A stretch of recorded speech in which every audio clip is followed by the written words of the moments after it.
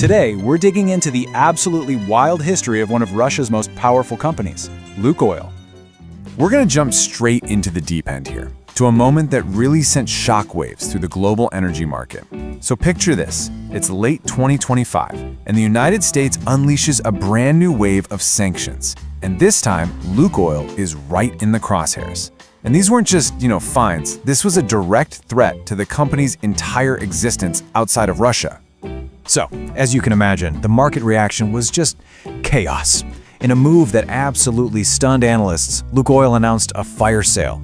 They were selling off their entire international operation. We're talking refineries, pipelines, thousands and thousands of gas stations from Europe all the way to the US East Coast. An empire they'd spent 30 years building, gone, basically overnight. The question on everyone's mind was simple. Why? Why do this?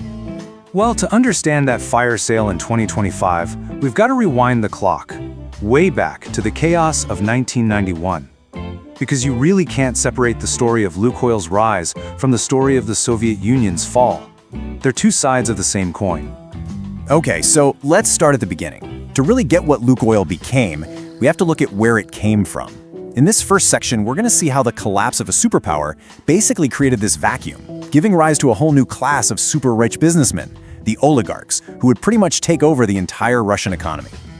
So it's Christmas Day, 1991.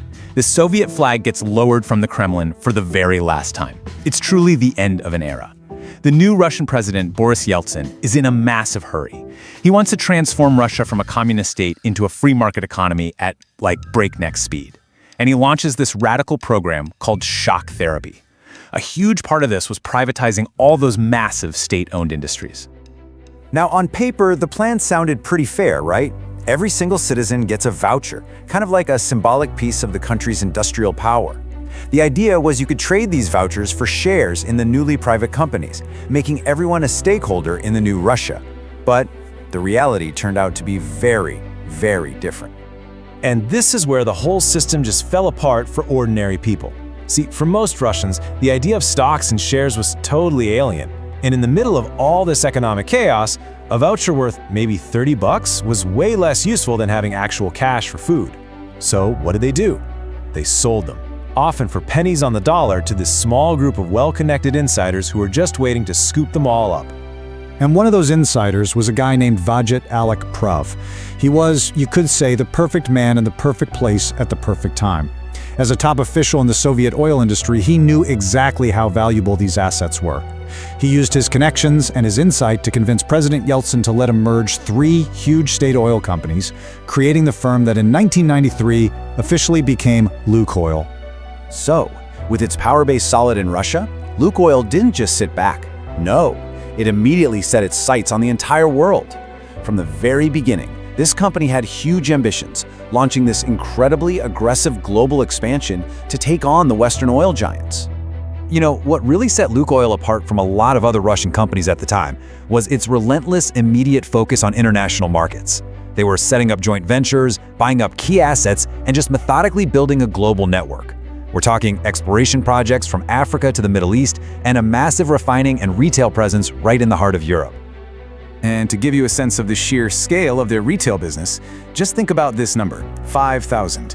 At its absolute peak, that's how many gas stations Lukoil had around the world. Their brand was everywhere, a really powerful symbol of Russia's new corporate power. But this was a landmark moment. Buying the well-known American brand Getty was such a bold statement. It was like planting the Lukoil flag right in the middle of the world's biggest consumer market. It was their way of saying, we've arrived. But, as you can probably guess, this kind of rapid, aggressive growth, it wasn't always a smooth ride. The company's journey was peppered with legal battles, political drama, and some really serious controversies that kind of tarnished its image over the years. Take their move into the Balkans. When they bought Serbia's state-owned oil company, Biopetrol, alarm bells went off right away. Anti-corruption watchdogs flagged the deal, claiming the Serbian government had been shortchanged by at least 100 million euros. It really raised a lot of questions about how transparent the whole deal was. And then, the whole thing got even messier. A huge legal fight broke out over who actually owned the assets in the first place.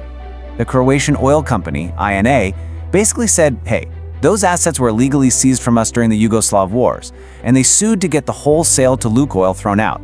Now, in the end, the Serbian court sided with Lukoil. but the whole dispute left a real stain on the deal.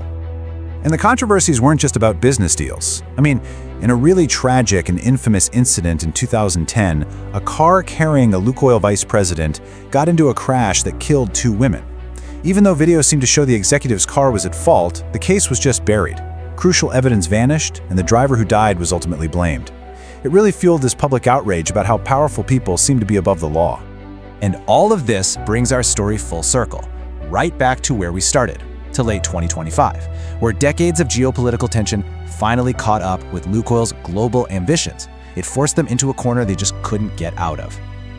You can really see how the pressure was just building and building for years. The first round of sanctions in 2014, after the annexation of Crimea, that was like a warning shot. But the measures that hit in October 2025, that was a direct hit.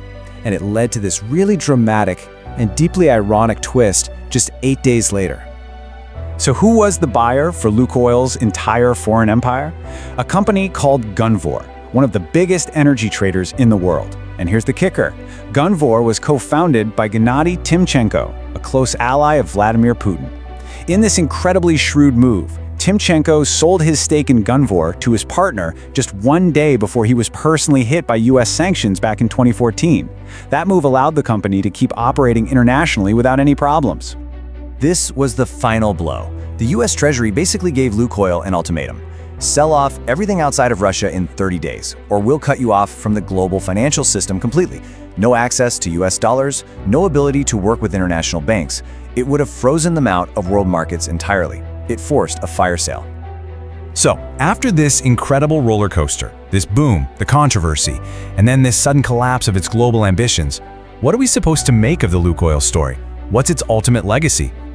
Well, despite being forced to retreat from the world stage, you just can't overstate how significant Lukoil was. For decades, this company was responsible for about 2% of the world's entire oil production. That makes it a true titan of the energy industry, and a really potent symbol of Russia's post-Soviet economic power. And I think that leaves us with one last big question. Lukoil's empire was forged in the chaos of one political system collapsing. Now it's facing the immense pressure of a whole new geopolitical reality. The question isn't just about survival anymore, but about what it becomes next. Is this the end of an era for a Russian giant? Or is it just another radical transformation in its incredibly turbulent history?